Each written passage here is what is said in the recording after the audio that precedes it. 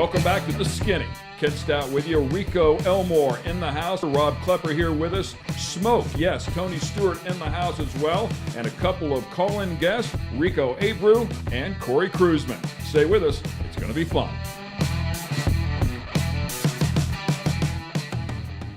Stewart brought up the point how good the field has become. I mean, excess of 300-plus cars and how tough it is even in your heat race on any given night.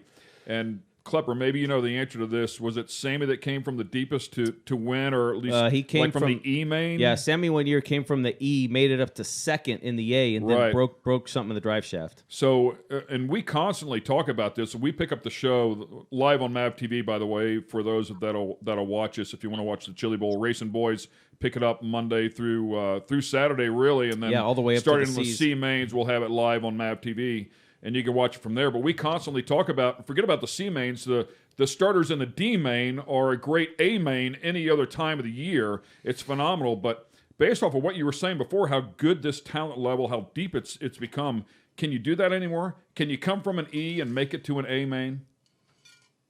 You know, if anybody can do it, Chili Bowl is a place that luck can change a lot of things. But, 10, 15 years ago, people had nice cars, but there was still a lot of hand-built items. Now you can buy the best of them. So there is the empathy of the quality of the car is gone. So you can take, a guy that we've never heard of that goes out there and just kicks our asses. And, he makes a name for himself, but it's getting harder and harder to do, I think, every year. I mean, Tony's obviously helped with the racetrack a bunch with keeping it two grooves. And it's nice having a racer to have his hands on the racetrack. But I think it's getting tougher and tougher. You obviously have to be in a really good race car. And there's going to be 200 of those. And you used to be able to say there's 30 people. 20 of those 30 are going to make it to the main event. Now I think that's more of 80 people. So I think it's still a milestone to make it to the main event, let alone win the main event there. But it's a tough deal. It really is. You make the preliminary night feature event, like you said earlier. That's tough enough just to get into the show on your prelim night.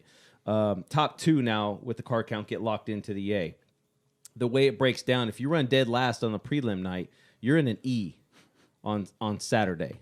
I mean, it used to be the D, but with the extra night now Monday, now you're in an E. So like you were saying, you got guys that are Dave Darland legit that maybe have an issue on the prelim night. Now they find themselves in an E main and have to race to the D to have a Dave Darland +1. Then they into the C with a Dave Darland +2, and it just gets tougher and tougher. The E, but either one of the E's is going to have an easy 6 to 8 guys that are capable of winning the Chili Bowl. Yes. And then when you get to the D, it's half the field. I mean, that's the hard part. Every preliminary night, I wouldn't say the entire A main are guys that are guys you'd expect to be in an A main on a regular night, but 2/3 of that starting field on a preliminary night are guys that you would expect to see in the A main on Saturday night. And like you're saying, now those guys that finish at the back of it are going to be in an E main. I mean, if you make the B main at Stout, the guys that don't make the show from the B main, any promoter in the country would take that starting field as their lineup for any Saturday night show and sell the place out to come watch them.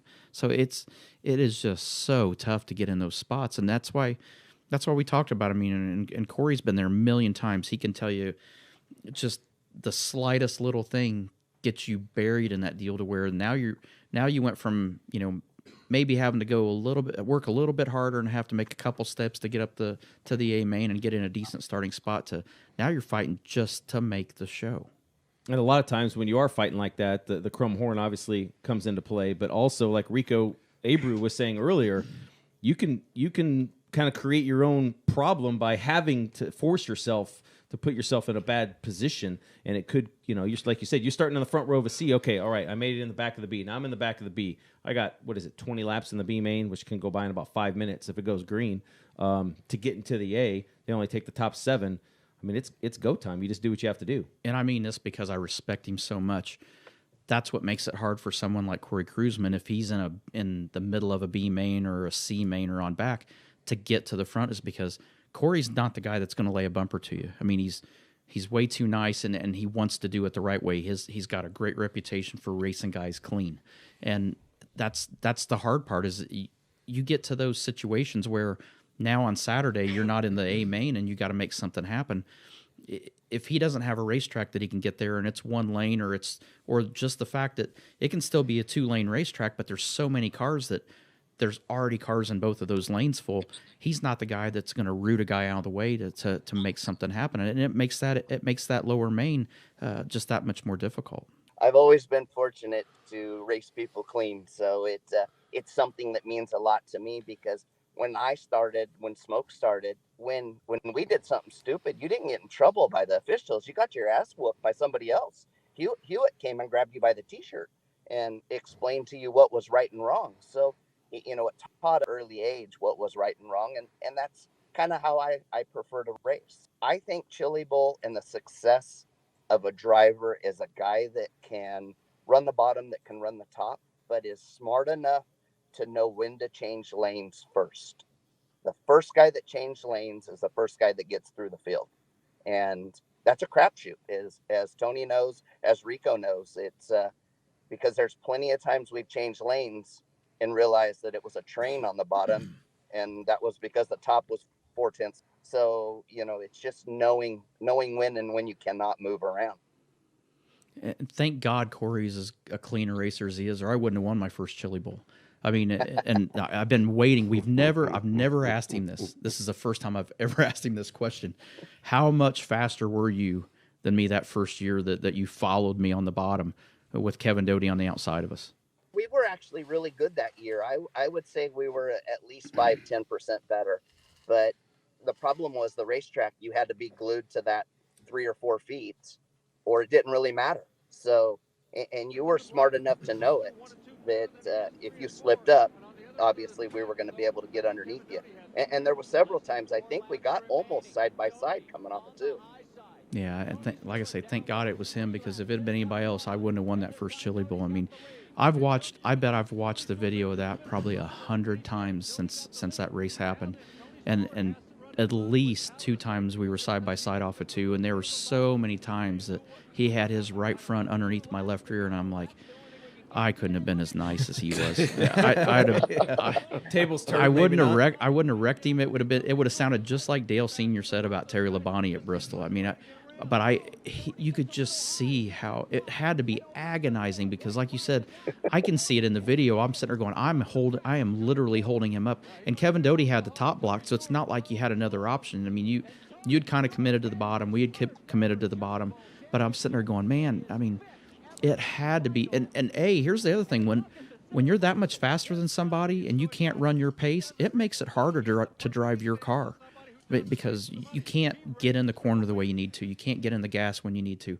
It had to be hard to sit back there and know that, all he's got to do is be 8 feet further forward than what he was, and he wins this race. It was way harder to go Eldora for my first time. We raced in California for several years and made a deal with my car owner. If we won Manzanita one night, he would take me to the 4 Crown.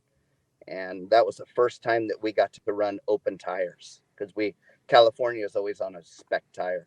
So we go back there, and I think we were like 3rd quick or 4th quick in the midget, and as well in the sprint car. We led about 18 laps of the 4 Crown in the midget and blew the motor up. And then we get in the sprint car, and I'm like, holy, this is almost easy. We're running away and checking out. And about lap 16, I blister a right rear tire. And when Smoke goes by me, I don't know if it was a wave, a peace sign, or the finger, but it was some sort of international gesture. that was a much harder one to swallow. The tire management sign.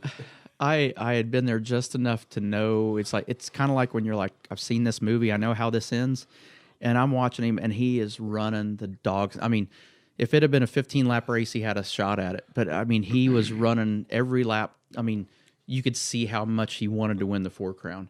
And it was a huge deal for all of us in the USAC to try to, because it paid $10,000 to win all the divisions at that time. And so I'm watching him and I'm like, man, I know I can run that pace, but I know I can't make my tire live doing that. And I'm watching him and I'm going, man, he looks good.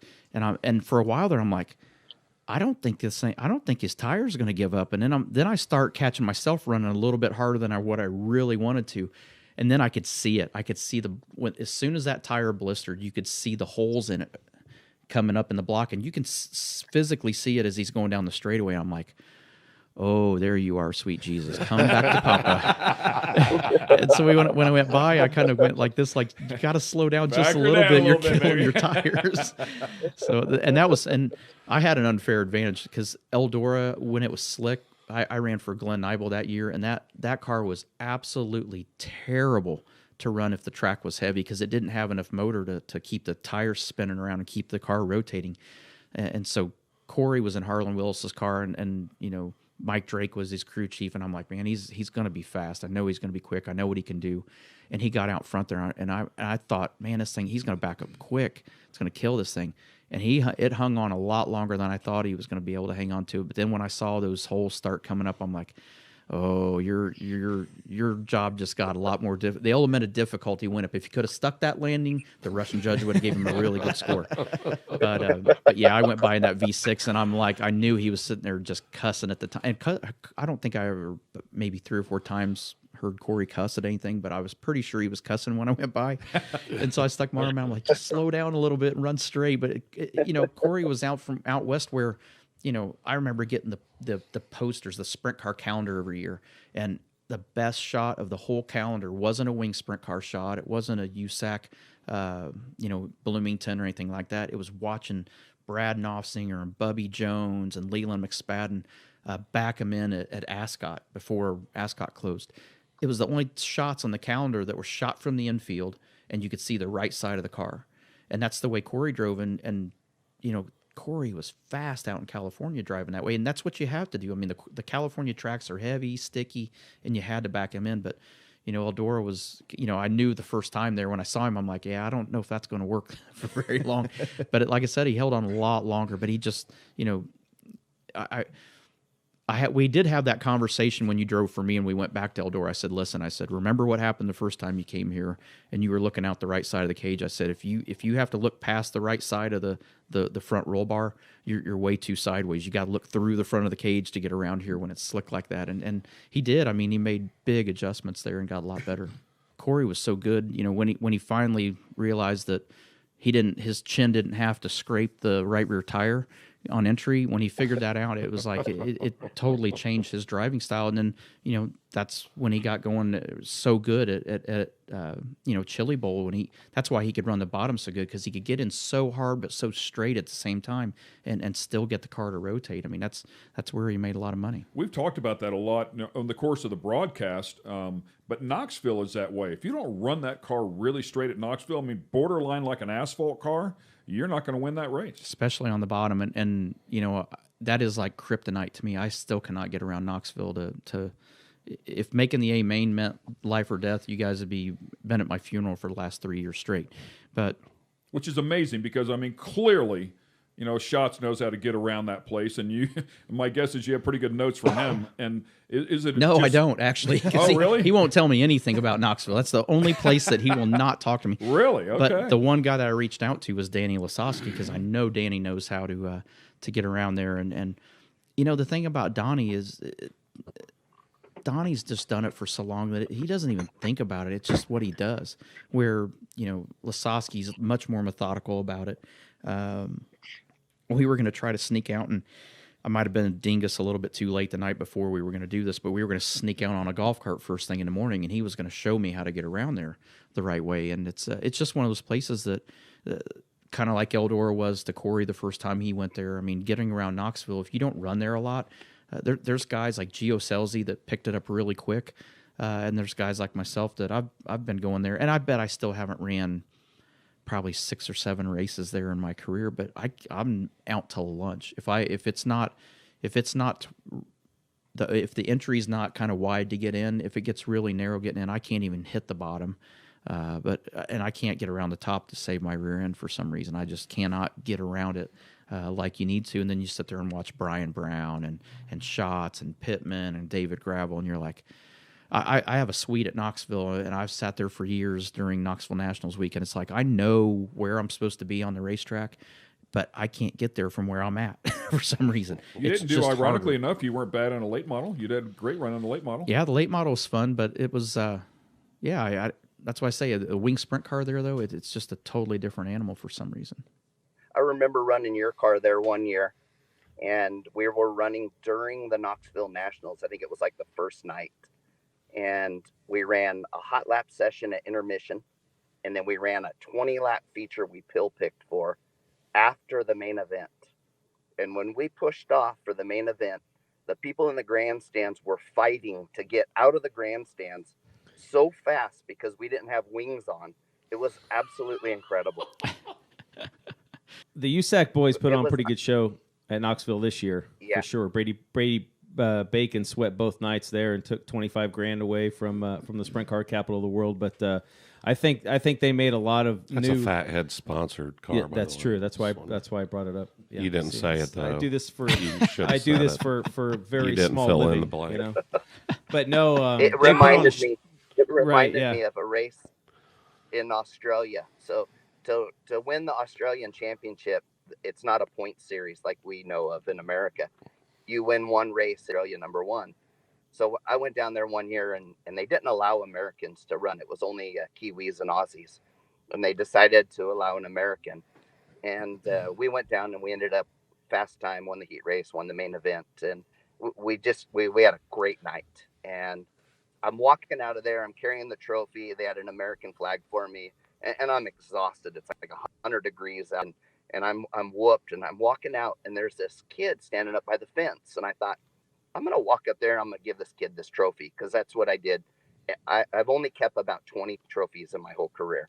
I've always given them to kids. So as I'm starting to approach this kid, I get about 20 feet from him, and I'm going to say he's maybe 4 to 6 years old. And he starts yelling, "Hey, you Yank," and he flips me off. And I'm like, what are you doing? You know? So I'm starting to laugh, and then I'm starting to cry. And he's got this older lady with him. It must be his grandma. And I look to her like, you know, are you going to say something? And she goes, "You need to go home, you freaking American." And she gives me the finger. That's one of the trophies I kept because it but that was kind of like us racing at Knoxville, you know. It was like, do you really want us here, you know? Well, I remember when we first moved back here to race in '99, I guess, we lived with Tony Elliott, the late, great Tony Elliott up at Kokomo. We stayed with him during the summers. We'd come back right before the night before the 500. We'd race to the Four Crown, then we'd go out west and run Turkey Night and all the West Coast Thursday Night Thunder stuff. And one of the first races we went to was a Sunday night show at Kokomo. It was pretty much the Dave Darland, Tony Elliott show, right? Well, the sprint cars came out, which we found really odd that the sprint cars weren't the final race of the year, because on the West Coast, they're always the last race of the night. Elliott goes out, he wins the sprint car race, he's down doing victory lane, and the fans are booing him, and they're yelling at him to get off the track. And I'm just like, what in the heck is going on? Because the street stocks were still left to come out, and they hadn't raced yet. And I thought sure it that wasn't the in West sprint Virginia? Right. I thought the sprint cars was the show, but no, it was the street stocks, and they could care less about Tony Elliott. They wanted to see their buddies out there running the street stocks, kind of the same similar deal. I still think we should get one and just cheat it up. Go out there and beat the wheels off of them. Pull it on the trailer. Don't ever go to victory lane and just leave. Klepper's, It was Klepper's kind of- favorite story has involved Steve Drake. That's Oh, Jay Drake? Jay Drake. Yeah. Jay Drake, Chili Bowl. Jay Drake. Yeah, it's a sorry. Chili Bowl My bad. story. That's Yeah. leading on a prelim night, and Jay decided, no, you're not leading anymore. Jay What walked had up and happened goes, was- Jay will say, "Hey, man, I needed to get to the front. Yeah, man, I'm sorry about that. Sorry about that." I never understood how he did could I- drive a car because he was just, it did I was hit like, you? somebody wake him up. Did I get into your clip? Sorry, man. You Yeah, couldn't no. be mad at him. Yeah, you could. Well, I was extremely mad at him for like 2-3 years. I told him he still got one coming. I mean, that was 1999, or 2000. I think it was the year he won. 2000. But yeah, he got us once at Anderson on Thursday Night Thunder, or with whatever it was called. Bumped us out of the way in heat race, and then got us again at Chili Bowl. And Jay's great. I mean, he's one of my favorite guys in motorsport. I mean, in general for sure, but I mean, just in motorsports.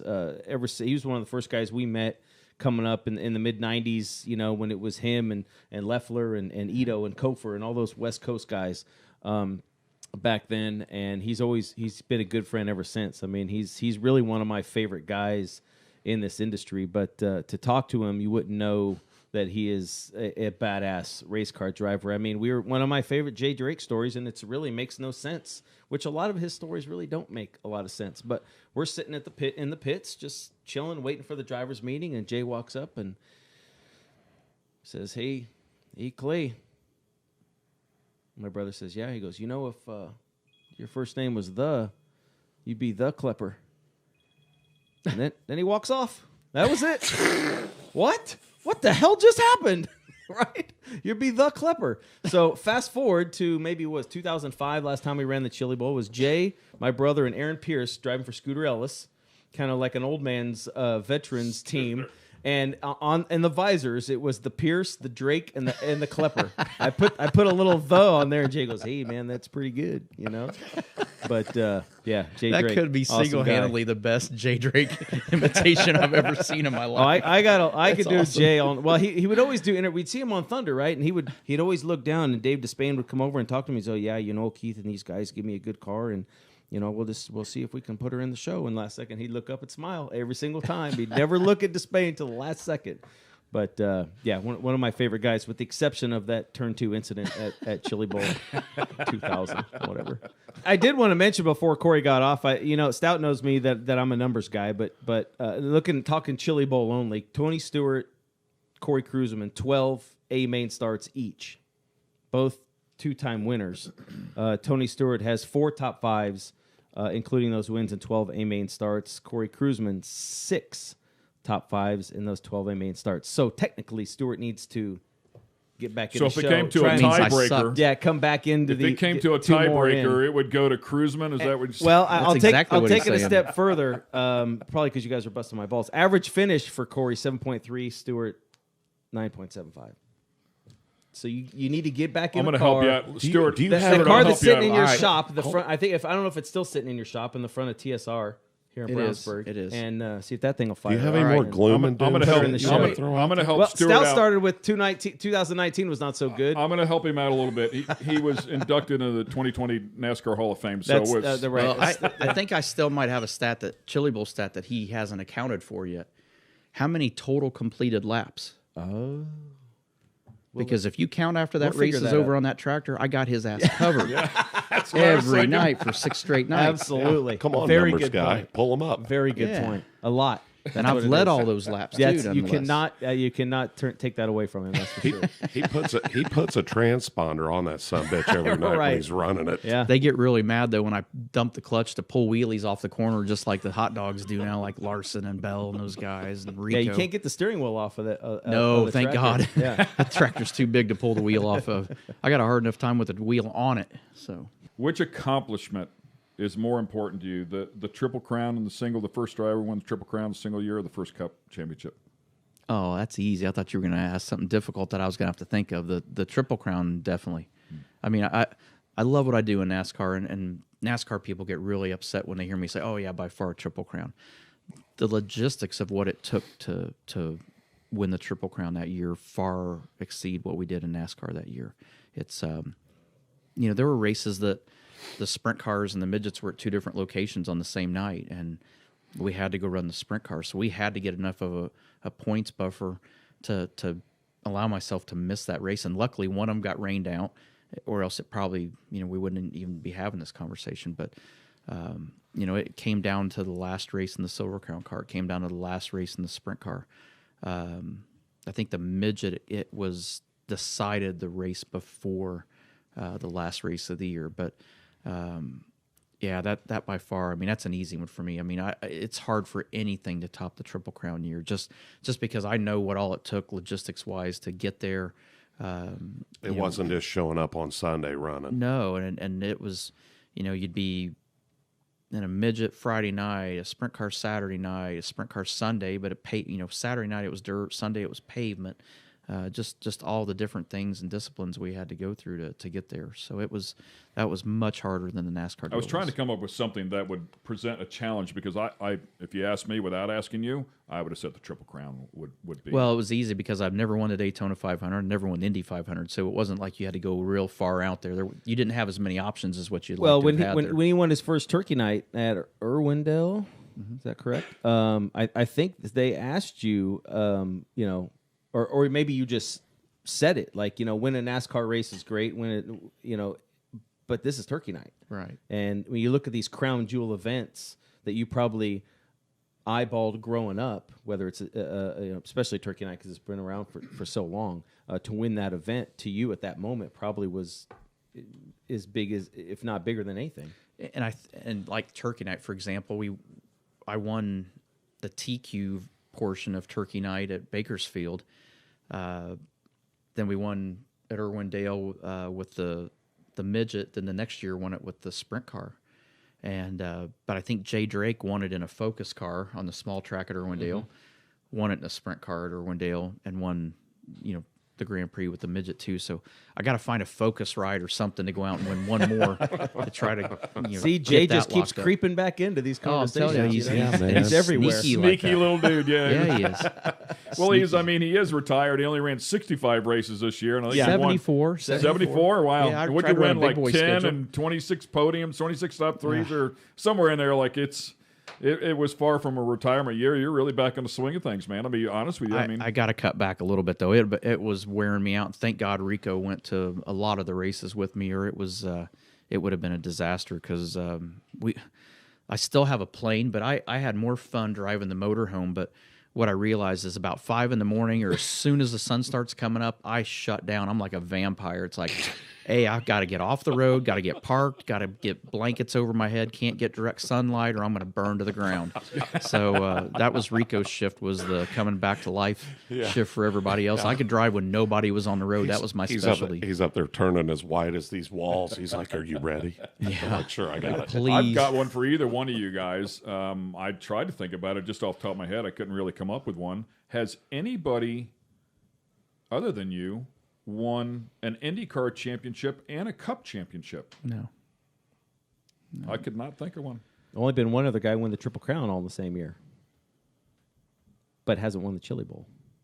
But he's run second at Chili Bowl. The Coons? J.J. Yaley. J.J. Yaley. Has he won an IndyCar championship and a NASCAR No. championship? It's just like when this guy was battling with what I thought was probably the best, definitely the best chase in NASCAR, but maybe one of the best years when it got to you and Boyer, and you ran him down in the championship. Not Boyer, Carl Edwards. And he won. I think you were doing won an at interview, Homestead. and you were just blowing him crap every time, trying to rattle his cage. And you said, "Have you ever won an outlaw race? No. You ever run? Yeah, that was a media day. You ever won a sprint So car race? I mean, that was like the best. And I said, "Boy, I meant." He's just like, "Come on, man, come on." Oh, he was over it. So literally with like 3 races to go, it's like, hey, we got a shot at this. This could happen. We could beat this guy, because we were so bad going into the chase that I literally sat there media day off to the side because I was embarrassed to even be around the rest of the guys because I'm like, I didn't feel like I belonged in that group because I'm like, we were running so bad.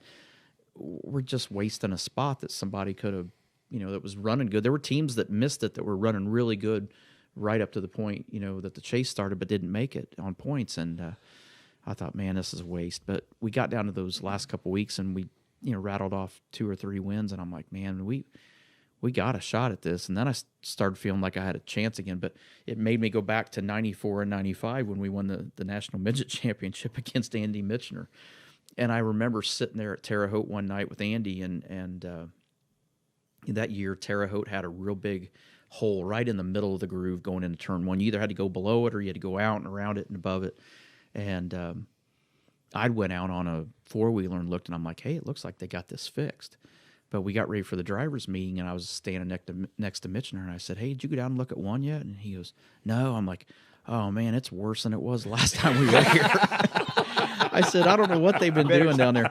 And dude, he was so far off the pace. I don't think he even got anywhere near that part of the racetrack. And we qualified good. And I think ended up winning Tony's the race. running right through the middle. Oh, right of through it, smooth as glass, and rifling through there. But I remember that psychological warfare. So we got to Homestead, and I was feeling good. We were running good, but Carl had won, Phoenix the week before. We ran fourth, and but I'm like, hey, there's one thing that I kind of know how to do here that can get this thing off tilt, because that last week, it doesn't matter what you've done for 35 weekends. I mean, you still got to make it happen that last night. And so I did. I started using him up, and Carl was one of those. It's like Carl here. He's so nice, he can't tell you no. And Carl just was, he wasn't confrontational with anybody. And I did. I absolutely. And it started the very first deal that we had on Media Day was an interview with Darrell Waltrip.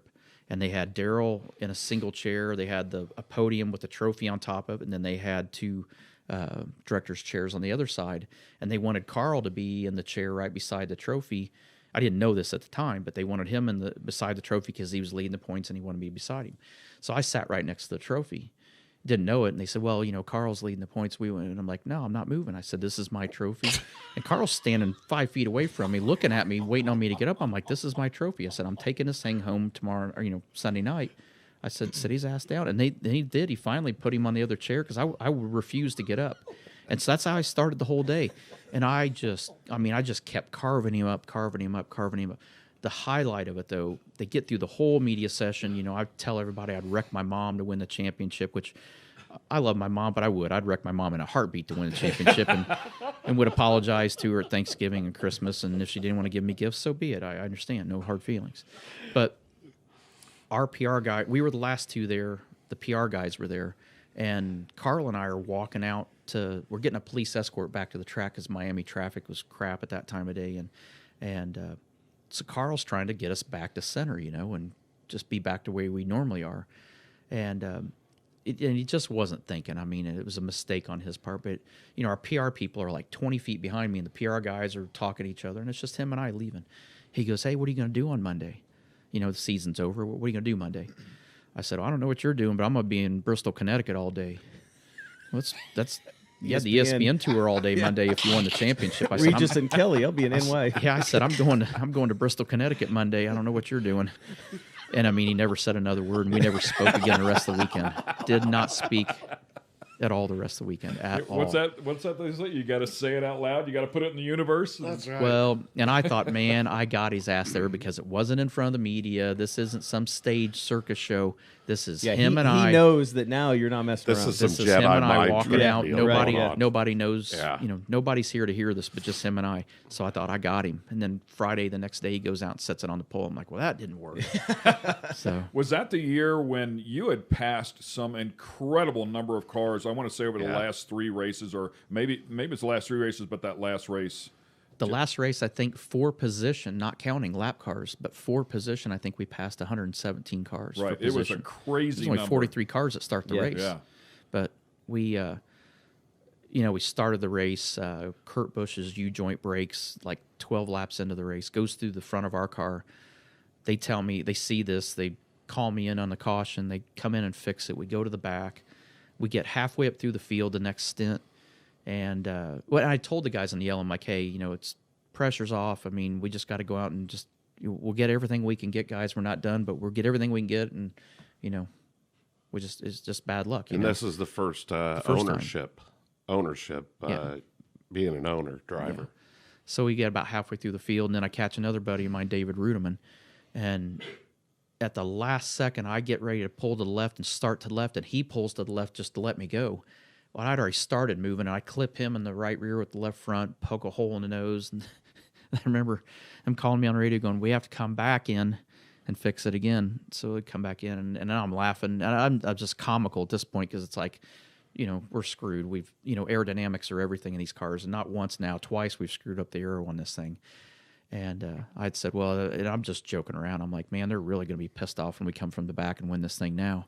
No clue that we could even remotely do that. But we ran the next stint. We got back up to fifth, and that's when the first rain delay happened. And I remember seeing Carl. He had led the entire thing, I think, up at that point. And I remember had just taken my helmet off, hung it up on the deal, was just getting ready to get the window net, and I'm watching him climb out, so I stopped. And he was sitting on the door of his car, and he kind of leans back and sees me 4 cars behind him, and it was like he had seen a ghost. Because in his mind, he had eliminated you. Like, he's not in the hunt anymore. They've told him twice that we've had problems, and that and he's leading the race. He's just got to go do what he's doing, and turns around, and he's like, you can see the look on his face is like, wait, how did he get up here? But I remember the best part of that during the rain delay was Jack Roush and Jeff Clark, who worked for Roush Yates Engines, and got out, and the restroom was cleared out at the end of pit road where their pit stall was for getting the pole. And Jack had his back to me, and Jeff Clark was looking at me, and Jeff smiles and nods, just being polite. And I tapped Jack on the shoulder, and I said, hey. He turns around, and I said, you better tell your boy to get on his horse, because I'm coming. And Jeff Clark's just back there trying to not laugh out loud, and because Jeff knows what's coming on this deal, and he's just shaking his head like, oh, I can't believe he just did that to him, So, but that was a hell of a night, but yeah, that's. I will tell you one thing that I remember about that race was watching the car on the ragged edge the whole time, coming back through there and watching the car and looking at it and thinking, this son of a bitch is going to rotate all the way here in just a minute. The worst part about it, I'm pulling slide jobs every lap, and nobody's up there going, slide job, slide job, slide job. It's like, damn it, I did that long before Dale Jr. thought it was popular. He was pulling slide jobs, but I'm telling you, man, it was just like the car just looked like I it was so much for doing a teaching Cory Kruseman how to Kruseman. save the tire. Yeah. That was one of those do as I say, not as I do comments at that point. But that was fun. Those are you just talked about the 2 greatest moments of my life in racing was the single race and championship at Homestead and the Triple Crown. I mean, those by far, when people say what's the one thing that you say are your shining crowning achievements, those 2 things are what come to the top of the list for sure. I've got one last thing I want to bring up here, and I'm sure that the stories here will fill up a little bit of time. But we lost a couple of historic people here in 2019. Bill Simpson comes to mind. Junior Johnson here just recently.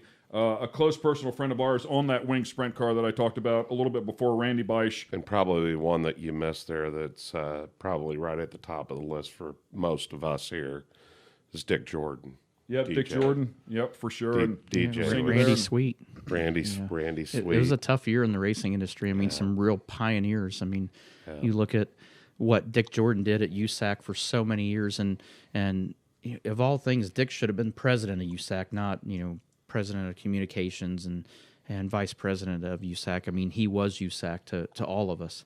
And that was his life. Yeah, and nobody promoted USAC harder than Dick did.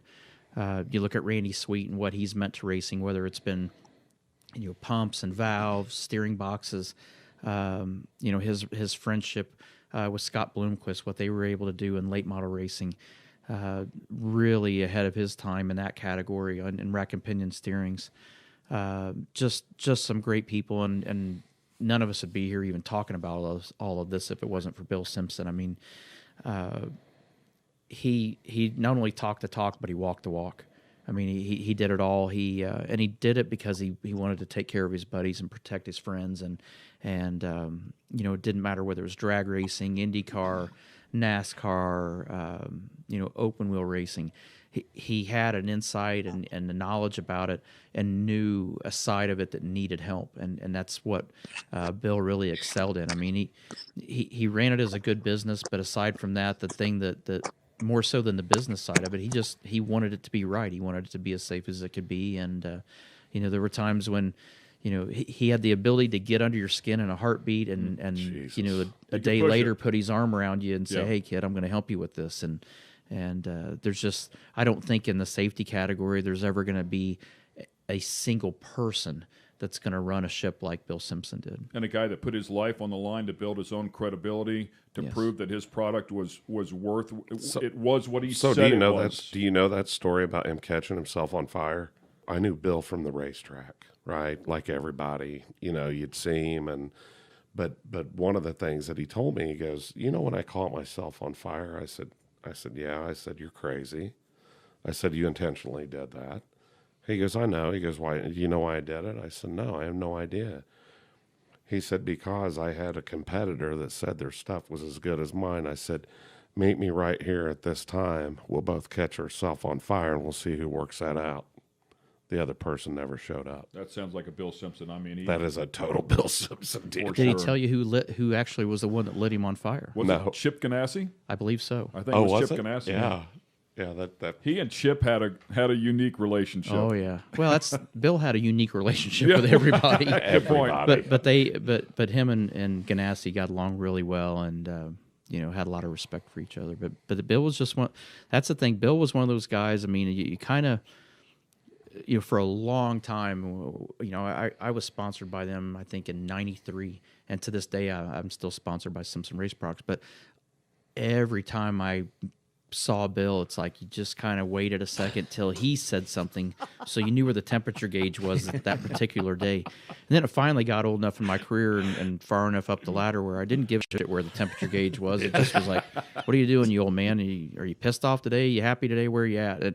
And then we never had a problem after that. It was just funny how he was. It's like if you just got on his level and just did it your way like he did, it puts you in an elite category. And guys like Bill and guys like Randy Sweet, Junior Johnson, same way. I mean, these are guys that did it their way, did it smarter, and didn't do it on a computer, didn't do it with an engineering degree.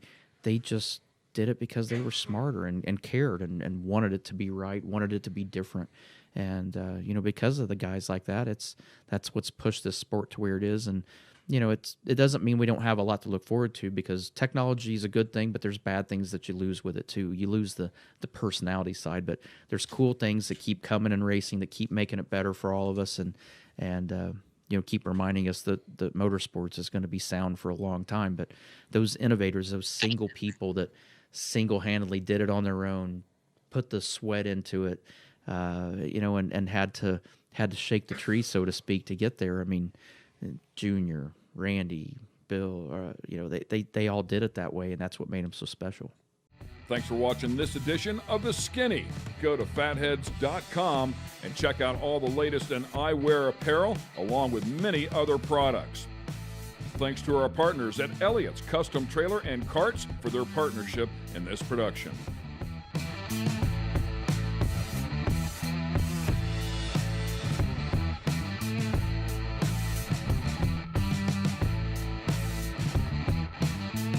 Don't forget to subscribe.